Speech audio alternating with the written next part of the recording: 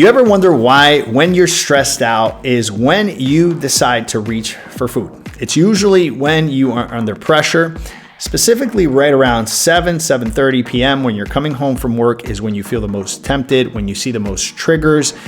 Maybe on your way home in the car, you said to yourself you were going to eat all the right things, but as soon as you walk through the door, you start thinking about the ice cream, the burgers, the pizza, and all the things that you shouldn't have. The reason for that, my friend, is because you are mitigating emotions with food like the vast majority of people in the world do. You see, it is acceptable to have a pizza, a burger, or the ice cream versus having a bottle of vodka or the beer, especially throughout the week, right? This is usually not socially accepted in many places. And so the next best thing to do is reach for food because food releases dopamine. Dopamine is a neural receptor that basically is the fuel, the motivator that leads us in the direction of the things that we are dependent, the things that we are addicted to. Obesity, as you already know, is a huge problem in the entire world, specifically in the US. It actually kills more people than smoking does. It's not because there's more smokers than obese people. It's simply because obesity takes people out left and right, and it does not respect age, or even sometimes if that person was an athlete,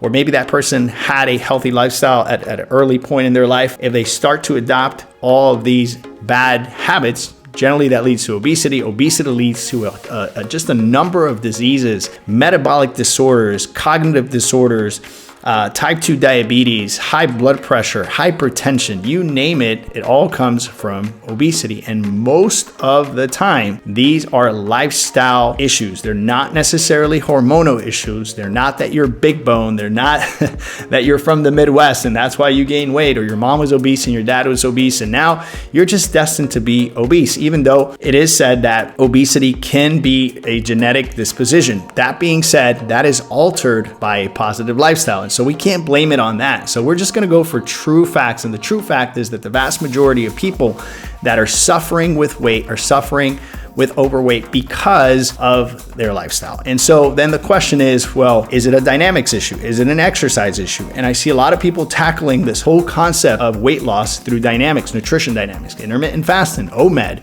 I'm gonna do keto, Atkins, South Beach, macro counting, calorie counting. And what happens is I see them take off and then all of a sudden they lose 15, 20 pounds. But if they derail just a little bit from the protocols, we see these people gain the weight back with a vengeance. We see people at F45, Orange Theory, all the CrossFit boxes, burning a ton of calories, going really, really strong for 2, 3, 4, maybe 6 months. And then all of a sudden, God forbid, a injury kicks in and that person's caloric output goes way down. Guess what? The weight comes back in. And so then the question is, what is the sustainable thing to do? But more importantly, where is the challenge? Where is the problem coming from? And I'm here to say, once again, that it's not all the things that I mentioned before. It's not that you're big bone. It's not that you have a genetic disposition. It's simply that most people have stress and stressors lead to crutches. The number one crutch is food. And so then the question is it a nutritional dynamic? Is it an exercise routine that I should embrace? And I'm here to say that more importantly, what that person actually needs to do is practice abstinence. That is right, abstinence. Now, I'm here to say that abstinence, that approach is not easy, but that will quench addiction processes. If you can actually sustain that for 2 to 4 weeks, statistics show that if you abstain for 2 to 4 weeks, you'll notice a significant decrease in the triggers and the temptations and the desires for the foods that are getting you in trouble.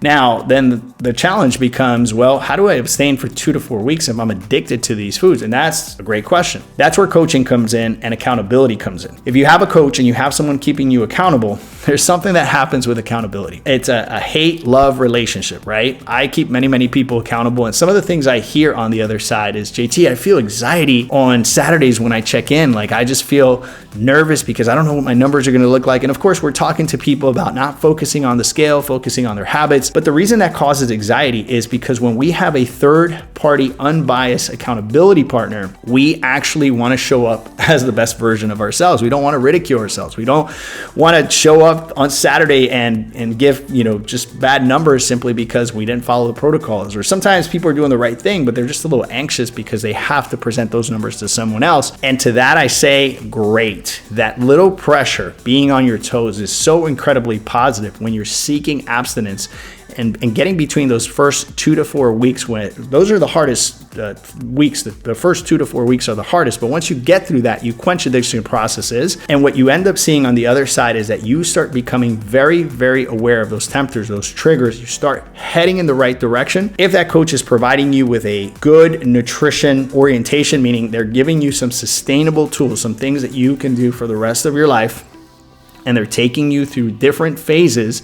There's usually a phase that's more conservative. That's the initial phase. A middle phase where you start introducing things that in the beginning you take out while you quench those addiction processes. And then a maintenance phase that teaches you how to eat at restaurants, hotels, airplanes, special events, how to avoid all the temptations, all the triggers, how to create visual cues so you're visually stimulated to do the things that you need to do, and the things you don't need to do, you don't see. You've heard of the saying, out of sight, out of mind. This is very true, and it is also opposite for the other side of that. The things that you want to see, you want to make very present, very visible, so that you can do those things. If you have a coach that can round all these things up for you, package that in anywhere from 6 to 12 to 6 month journey, then my friend, you are on the way from sobriety to recovery. Sobriety is when you're basically disciplining yourself to do something, right? And you still have to force yourself. You have to exert a lot of energy. But then recovery is when your affections change. You no longer like certain things. And now this is a game changer because your coach doesn't have to tell you, don't do X, Y, Z. Instead, you don't want to do it because you don't have the affections for those foods and those things anymore. Lastly, I want to say this. In that process of sobriety and recovery, people, places, and things are very important. There are places that you go that as soon as you walk through the doors, you feel tempted by XYZ. There are people that every time you see them, you drink too much or you eat too much. And there are things that just when you see them, when you experience them, they trigger and they tempt you. And so people, things are things we have to be aware in that process of sobriety and recovery. And when you have a coach that can make you aware of all these things, and on top of that, give you a solid methodology for sustainability, my friend, you are in good hands. And so find yourself a coach that can wrap up all of those dynamics in one program. And if you do that, you're going to be incredibly successful. You're going to go from sobriety to recovery. And this whole food addiction thing will be a thing of the past. My name is JT Tapias with the Empty Your Bucket Nutrition Plan. And these are the things I love to speak about, things that edify the mind, the body, and the spirit.